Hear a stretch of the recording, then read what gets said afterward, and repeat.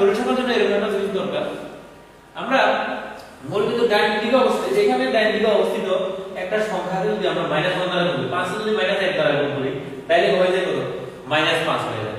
হ্যাঁ, তাহলে এটা কি উল্টা দিকে, এখান থেকে 5 এটাকে -1 দ্বারা গুণ করলাম, -1 দ্বারা যদি এটাকে গুণ করি তাহলে এই সংখ্যাটার অবস্থা এখান থেকে ঘুরে এখানে চলে যায়। তাহলে এই কতটুকু কোণ করছে? 180 ডিগ্রি কোণ ঘুরে গেল। কত ডিগ্রি কোণ ঘুরে গেল? 180 কোণ ঘুরে গেল। দেখো অনুরূপভাবে যদি -5 কে যদি এটাকে যদি -1 দ্বারা গুণ করি, -5 কে যদি -1 দ্বারা গুণ করি তাহলে কত হবে? 5। তাহলে সেই অবস্থান এখান থেকে আসে এখানে চলে আসে, তাহলে এটাও 180 ডিগ্রি কোণে ঘুরে গেল। এই কথা বলতে, তাহলে পরের স্লাইডে আমরা কি পাই একটু দেখি, এটার সাথে আমরা একটু লজিকটা রাখি। এখন বলতেছি সুতরাং -1 দ্বারা গুণন সম্পর্কটি অপারেশন করলে কার্যকারিতা কি হয়? সংখ্যাটি হয় রাশিটি উপর প্রয়োগ করা হলো। -1 দ্বারা যদি গুণন কোন সংখ্যাকে গুণন করি বা রাশি করি তাহলে কি সংখ্যাটি কিন্তু 180 বা 200 কোণে ঘুরে যায়, 180 ডিগ্রি বা 200 কোণে ঘুরে যায়। এখন বলতেছে ঘুরিয়ে দেওয়া, এই অর্থাৎ -1 দ্বারা গুণ মানে 180 ডিগ্রি কোণে সংখ্যাটিকে ঘুরে দিচ্ছে। এখন বলতেছি আমরা এখানে -1 * square root i * square root i, square root i কে গুণ করলে মানে square root i whole square থেকে -1 whole square, that is i dot i * i, অর্থাৎ i দ্বারা গুণন সম্পর্কটি গুণের অর্ধেক। এটা -1 দ্বারা গুণের অর্ধেক হলো i দ্বারা গুণ মাইনাস স্কয়ার রুট 1 দ্বারা, দুইবার গুণ করতে হবে। -1 দিয়ে গুণ করার জন্য স্কয়ার রুট -1 স্কয়ার রুট -1 বা i * i দ্বারা দুইবার গুণ করলে -1 এর সমান হবে। অর্থাৎ i দ্বারা গুণ এক সম্পর্কটি লিখতে হলে -1 দ্বারা গুণন সম্পর্কটি কার্যকারিতা i দ্বারা গুণন সম্পর্কটি কার্যকারিতা অর্ধেক। মানে -1 দ্বারা গুণ করলে যেই ফলাফল পাওয়া যায়, এই ফলাফল পাইতে হলে i দ্বারা দুইবার গুণ করতে হবে। i দ্বারা পরপর দুইবার গুণ করলে একই ফলাফল পাওয়া যাবে। তো এই যদি একই ফলাফল পাওয়া যায় তাহলে i দ্বারা গুণন সম্পর্কটি কার্যকারিতা যদি -1 দ্বারা গুণন সম্পর্কটি কার্যকারিতা অর্ধেক, অর্থাৎ কোন রাশিকে i দ্বারা গুণ করলে এর অবস্থান, তাহলে -1 দ্বারা গুণ করলে যদি 180 ডিগ্রি কোণে তাহলে তার অর্ধেক দ্বারা গুণ করলে তার অর্ধেক কোণে ঘুরবে, দ্যাট ইজ i দ্বারা গুণ করলে 90 ডিগ্রি কোণে আবর্তন করবে। i দ্বারা গুণ করলে আবর্তন ঘড়িটা বিপরীত দিকে হয় এবং -i দ্বারা গুণ করলে ডানদিকে মাইনাস প্লাস আগের মতই। সুতরাং কাল্পনিক সংখ্যা i দিকে নির্দেশ করা i দিকে y প্রাইম ও y রেখা, যা মূল বিন্দুতে x প্রাইম ও x এটার উপর মূল বিন্দু লম্ব রেখা y প্রাইম ও y রেখা দ্বারা প্রকাশ করা হয়। b > 0 হলে i বিন্দুটি উপরের দিকে হয়, মূল বিন্দুর উপরের দিকে হয়। যদি b > হয় i বিন্দুটি রেখা মূল বিন্দুর নিচে হবে, এটা নিচে হবে, i নিচে হবে, যদি এটা নেগেটিভ -i দিকে। লাস্ট স্লাইডে আমরা আজকে আর বেশি যাব না। এইভাবে সকল কাল্পনিক সংখ্যা নির্দেশ করার জন্য x ও এটা এই রেখা, তাহলে কাল্পনিক সংখ্যা রেখা, তাহলে আমরা এর আগে দিকে দেখেছিলাম কি, দেখো খুব ছোট ছোট, আমরা এখন এইটাকে আমরা বলেছিলাম বাস্তব সংখ্যা রেখা। তাহলে এইটাকে এখন আমরা বলি এই সংখ্যা রেখার উপর i দেওয়া যাবে, রাশি যদি এটার উপর প্রকাশ করা যাবে, তাহলে আমরা এটাকে এখন বলি কাল্পনিক সংখ্যা রেখা। কাল্পনিক সংখ্যা রেখা, গুড। তাহলে আমরা পেয়ে গেলাম। এখন দেখো এইভাবে সকল কাল্পনিক সংখ্যা নির্দেশ করে, এই রেখার উপর সকল কাল্পনিক সংখ্যা নির্দেশ করি আর এই রেখার উপর সকল বাস্তব সংখ্যা নির্দেশ করি। এখন z a + i এর জটিল সংখ্যা এবং x y সমতলে কোন বিন্দু p এর অবস্থান যদি ab হয়, p এর অবস্থান যদি ab হয়, তাহলে p বিন্দুতে চলতে আসি বা বাস্তব সংখ্যা এতই প্রতিরূপ বা জ্যামিতিক প্রকাশ হবে।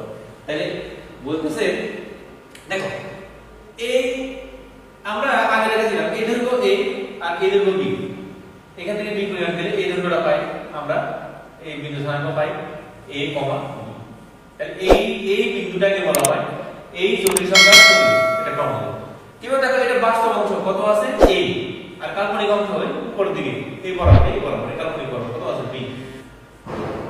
তাহলে জটিল সংখ্যা কিভাবে প্রকাশ করে আর কোন ডায়াগ্রামে বলছে যে জটিল সংখ্যা এবং x y সমতলে কোন বিন্দু p এর অবস্থান যদি ab হলে p বিন্দুকে চলতে আসি z = a + i এর প্রতিরূপ বা জ্যামিতিক প্রকাশ করবে। সুতরাং বাস্তব অক্ষ বাস্তব সংখ্যা রেখা x প্রাইম ও x এবং কাল্পনিক অক্ষ বা কাল্পনিক সংখ্যা রেখা y প্রাইম ধারণকারী সমতল, অর্থাৎ বাস্তব সংখ্যা রেখা এবং কাল্পনিক সংখ্যা রেখা দুইটা দ্বারা ধারণকারী তল। আচ্ছা ধারণকারী তলটা কি? দিন করা ছিল কত টাকা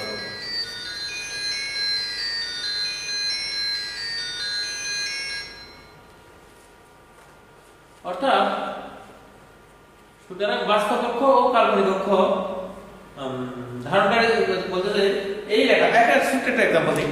ধরো আমরা একটা দেয়াল বানাবো, দেয়াল বানাতে কি লাগে? ধরো এই একটা রেখা এই দুটো রেখা আমরা আছে, এটার উপর যদি আমরা একটা কাগজ বিছিয়ে দিই তাহলে একটা ওয়াল হয়ে গেল।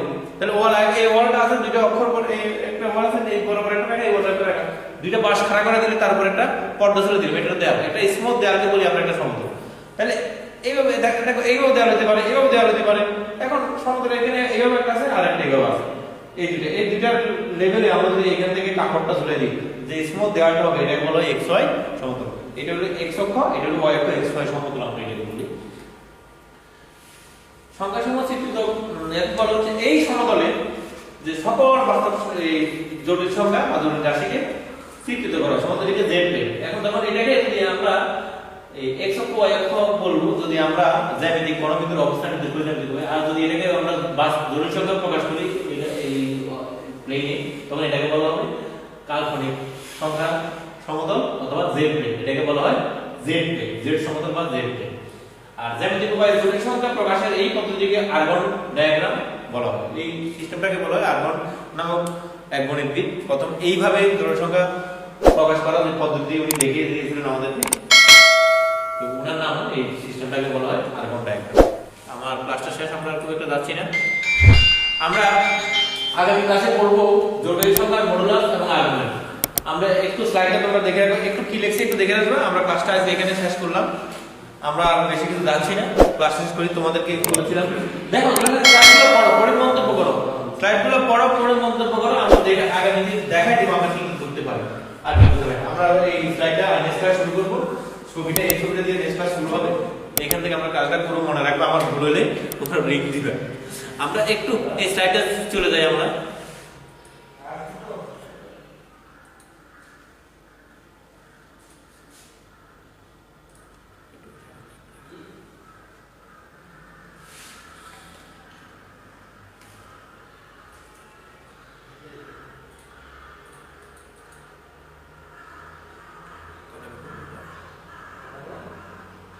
আমরা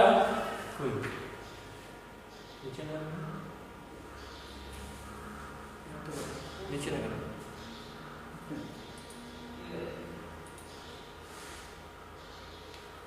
আমরা ইমেল অ্যাড্রেসটা দিয়েছিলাম, বলে আবারও লিখে রাখো আমার ইমেল অ্যাড্রেসটা। এটার জন্য শুরুতে বলেছিলাম শেষ ক্লাস শেষ সময় আমার ইমেল অ্যাড্রেস আর তার উত্তর দিব। দেখো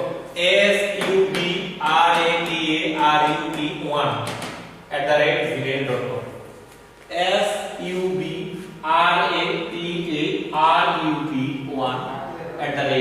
subrata1@gmail.com। এই সূত্রে তোমাদের সমস্যাগুলো লিখে পাঠাও, আমি চেষ্টা করব। সমস্যা আমাদের এখানে অনেক সময় ইলেকট্রিসিটির সমস্যার কারণে আমরা অনেক সময় স্লাইডটা তোমাদেরকে দিতে পারি না, স্লাইড না দিতে পারলে তোমাদের অবস্থা দেখতে সমস্যা হয়। আশা করি তোমরা রেসপন্স করবে। সবাই ভালো থাকো, সুস্থ থাকো। হ্যাঁ, সবাই আজকের জন্য সবাইকে